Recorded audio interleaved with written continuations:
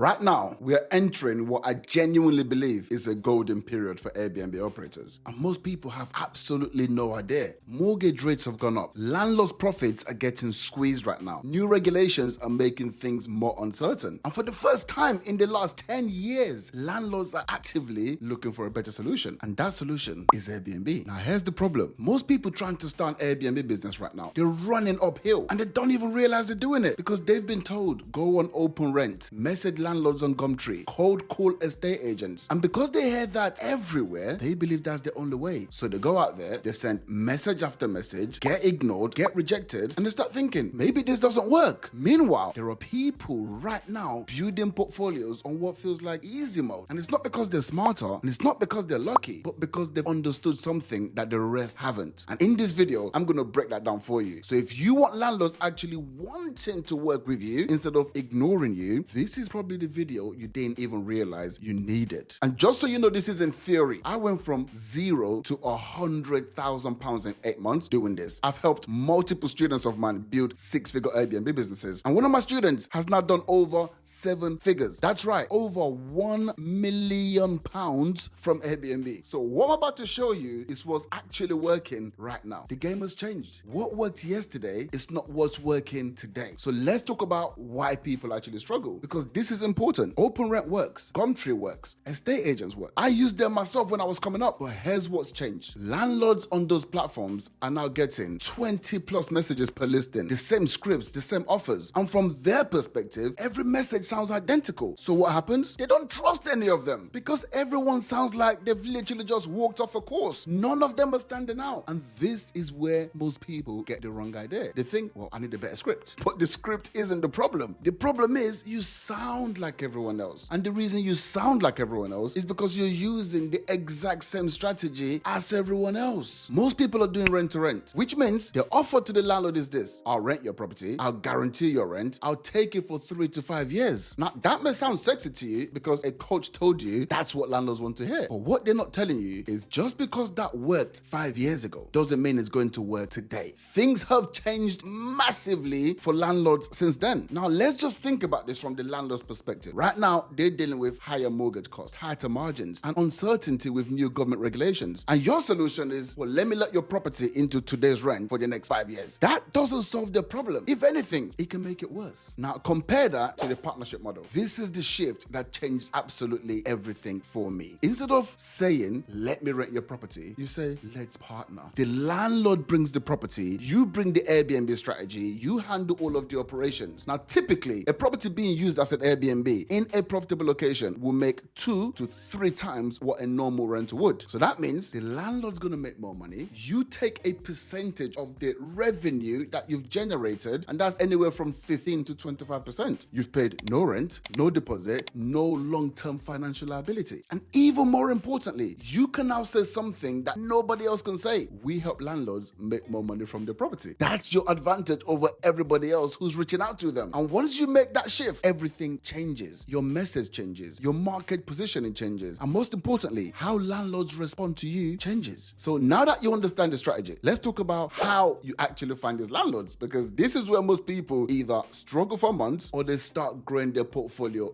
really, really quickly. And there are 3 ways to do this properly. Not 1, 3. And if you actually understand how to use this properly, you don't just find landlords, you start attracting them consistently. So let's start with networking. Now, I'm gonna be very, very honest with you. Networking works, but most people do it completely wrong. And that's why they think it doesn't work. The mistake most people make is this: they go to random property networking events. Why? Because that's what everyone says to do. But think about it. At those events, everyone is there for the same reason. Everyone is looking for deals, landlords, opportunities. So what you've actually done is walk into a room full of people who are all trying to do the exact same thing as you. It's like fishing in a fish tank with 100 other fishermen. Good luck. What you want to do instead is go where landlords already are, but your competition isn't. That means business networking events, entrepreneur meetups, local business groups, even charity events, because landlords are business people, or at the very least, those business people are sure to know some landlords. Now, here's where it gets real. Going to the event is the easy part. Standing out is what matters. So number 1, do your research before you go. Like, don't just show up. Look at who's attending, what industries are they in, who's likely to have access to property or no landlords. You want to walk in with a very clear idea of who you should should be looking out for. And most events will tell you the types of businesses that's going to be there before you even book it. If you fail to prepare to fail. Number 2, decide how you're going to be remembered. Before you even arrive, ask yourself, why would anyone remember me after tonight? Because if they don't remember you, you've wasted your time. And a simple way to stand out is clothing. You either dress really sharp, where they have no choice but to remember, I remember that lady, right? That suit they were wearing. Or wear something they won't forget, like a bright colored suit or an outlandish scarf. Just something the next day they will say, yes, I definitely remember that lady. I remember that guy.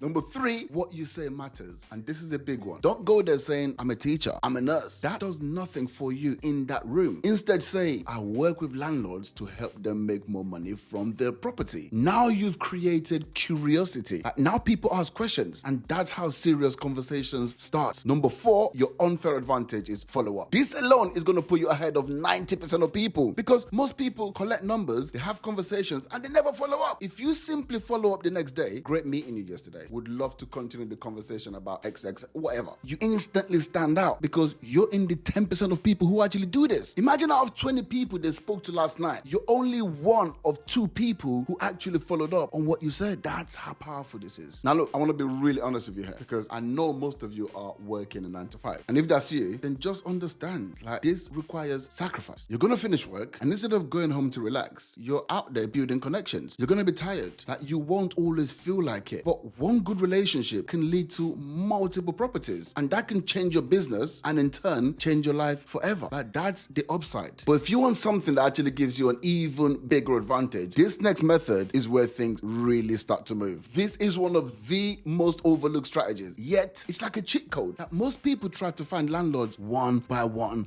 That's slow. That's hard. Instead, you want to find people who already have access to multiple landlords. These are what I call key people of influence. So who are these people? Mortgage brokers, accountants, property solicitors, handymen, electricians, gas engineers, cleaners. Think about it. These people already work with landlords. They understand their situations and already have their trust. When one of these people refers you, you're not a stranger anymore. You come with that trust already attached, and that changes everything. Because now the landlord is thinking, well, if my accountant trusts you, I can trust you. And here's why this is so good. One relationship with a key person of influence can lead to multiple landlords. And once you build a small circle of these people, your business starts growing faster than you could ever have dreamed of. And here's the funny part. Now that you're aware of this, you're going to realize, I've been around these people the whole time. You just weren't paying attention, but now you will. But again, what you say really matters. Same principle. Don't introduce yourself as, I'm a construction worker, I'm a dentist. No, say, I help landlords make more money from their properties by turning them into Airbnbs. Now they know what you do. They now think of you as someone to consider when speaking to landlords. They understand your value, and now they can refer you.